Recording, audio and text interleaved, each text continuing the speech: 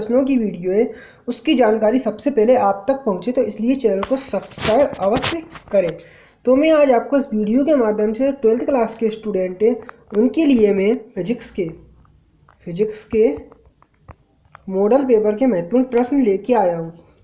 तो यह model paper के जो प्रश्न है वह फाइनल एमपी बोर्ड परीक्षा के लिए काफ़ी महत्वपूर्ण है। तो आप तो अपनी तैयारी पूरी रखें और अपनी तैयारी के साथ इस मॉडल पेपर के महत्वपूर्ण प्रश्नों को भी अवश्य ही याद कर लें।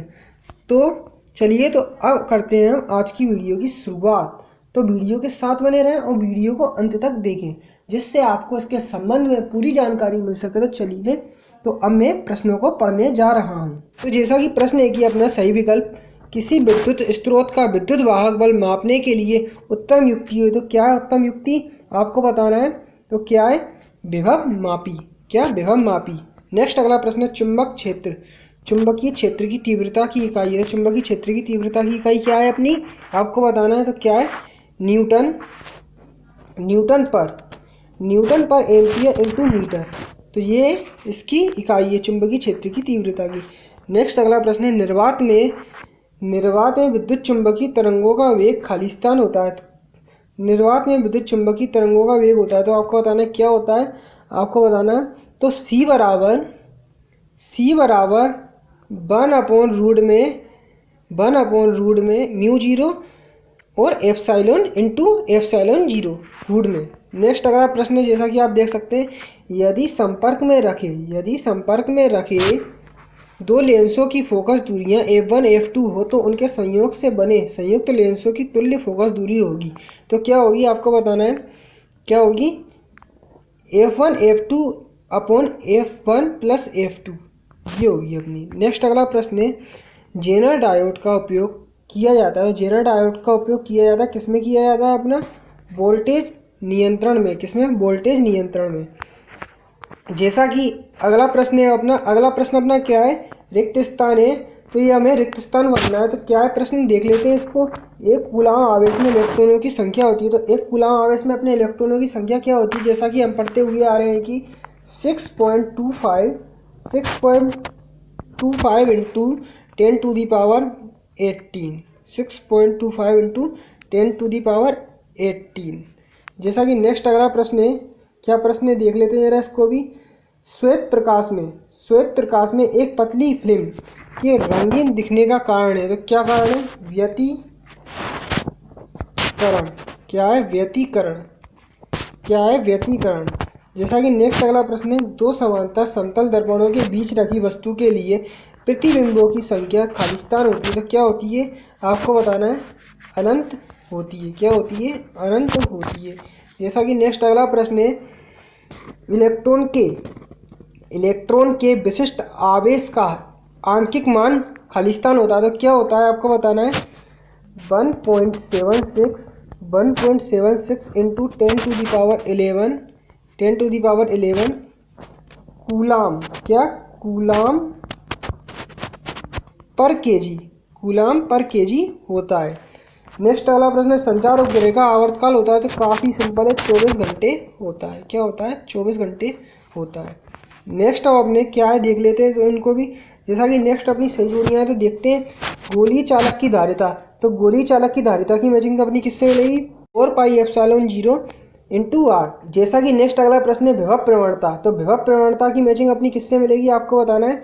तो B/L से मिलेगी। नेक्स्ट अगला प्रश्न है, चुंबकीय आघूर्ण की मैचिंग अपनी किससे मिलेगी, 2ml से। नेक्स्ट अगला प्रश्न है, फोटोन की ऊर्जा की मैचिंग अपनी किससे मिलेगी, hv से। नेक्स्ट, अर्धचालक पदार्थ की चालकता, जैसा कि सबसे ऊपर है फर्स्ट वाला, उससे अपनी इसकी मैचिंग मिलेगी। जैसा कि नेक्स्ट अगला प्रश्न है।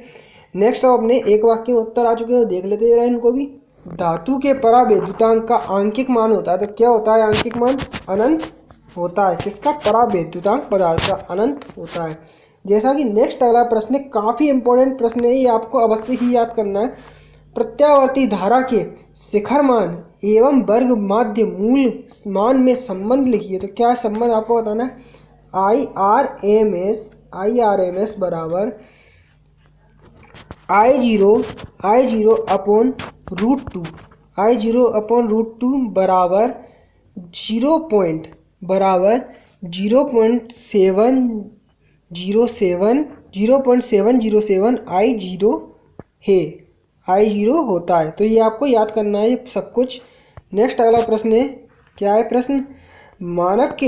मानव के स्वस्थ नेत्र के लिए स्पष्ट दृष्टि की न्यूनतम दूरी का आंकिक मान कितना होता है? कितना होता है आंकिक मान? 25 सेंटीमीटर होता है। जैसा कि नेक्स्ट अगला प्रश्न है, यदि शुद्ध अर्धचालक में त्रिसंयोजित धातु मिलाई जाती है तो यह किस प्रकार का अर्धचालक बनेगा? तो यह अपना किस प्रकार का अर्धचालक बनेगा? पी प्रकार का। किस प्रकार का? पी प्रकार का अर्धचालक बनेगा। जैसा कि नेक्स्ट अगला प्रश्न है, प्रकाशित तंतु किस सिद्धांत पर कार्य करता है? तो आपको बताना है किस सिद्धांत पर कार्य करता है? पूर्ण आंतरिक परावर्तन के सिद्धांत पर कार्य करता है। पूर्ण आंतरिक परावर्तन के सिद्धांत पर कार्य करता है। जैसा कि नेक्स्ट अगला प्रश्न है, जैसा कि आप शॉर्ट क्वेश्चन आ चुके हैं, देखते हैं। विद्युत चुंबकीय तरंगों एवं ध्वनि तरंगों में 2 अंतर लिखिए। नेक्स्ट, प्रकाश के व्यतिकरण एवं विवर्तन में 2 अंतर लिखिए। जैसा कि नेक्स्ट अगला प्रश्न है, एक पदार्थ का हवा के सापेक्ष अपवर्तनांक √2 है, इसके लिए क्रांतिक कोण का मान क्या होगा? नेक्स्ट गणना कीजिए। हवा के सापेक्ष कांच का अपवर्तनांक 1.5 है, तो कांच के सापेक्ष हवा का अपवर्तनांक ज्ञात कीजिए। जैसा कि नेक्स्ट अगला प्रश्न है, एक धातु के लिए निर्धारित मान से अधिक तरंग दैर्ध्य के प्रकाश विद्युत उत्सर्जन की घटना क्यों नहीं होती? नेक्स्ट अगला प्रश्न है, दैनिक जीवन में द्रव की तरंग प्रकृति क्यों नहीं दिखती? जैसा कि नेक्स्ट प्रश्न है, एनालॉग एवं डिजिटल सिग्नल में कोई 2 अंतर लिखिए। जैसा कि नेक्स्ट अगला प्रश्न है, प्रकाशिक तंतु के कोई 2 उपयोग लिखिए। जैसा कि नेक्स्ट अगला प्रश्न है, 2 समांतर, काफी इंपॉर्टेंट क्वेश्चन है, 2 समांतर धारावाही चालकों के मध्य लगने वाले बल का सूत्र निरूपित कीजिए। यह बल कब आकर्षणात्मक एवं कब प्रतिकर्षणात्मक होता है? जैसा कि नेक्स्ट इसके अथवा में काफी इंपॉर्टेंट प्रश्न दिया है, संट से क्या तात्पर्य? संट का सिद्धांत लिखिए। जैसा कि नेक्स्ट अगला प्रश्न है, अपना कारण बताना है आपको। क्या बताना है? कारण तो देख लेते हैं इन कारणों को भी। प्रतिरोध बॉक्स के भीतर लगी तार की कुंडलियां तार को दोहरा लपेटकर बनाई जाती है, क्यों? ये आपको बताना है। जैसा कि नेक्स्ट अगला प्रश्न है, कभी कभी विद्युत परिपथ बंद करते समय स्विच में से विद्युत चिंगारी उत्पन्न होती है, इसका आपको कारण बताना है। जैसा कि नेक्स्ट अगला प्रश्न है, ट्रांसफार्मर का क्रोड पटलित क्यों बनाया जाता है? आपको बताना है। जैसा कि नेक्स्ट अगला प्रश्न है, चल कुंडल धारामापी की कुंडली एल्यूमिनियम के फ्रेम पर तार लपेटकर क्यों बनाई जाती है? इसका कारण आपको बताना है।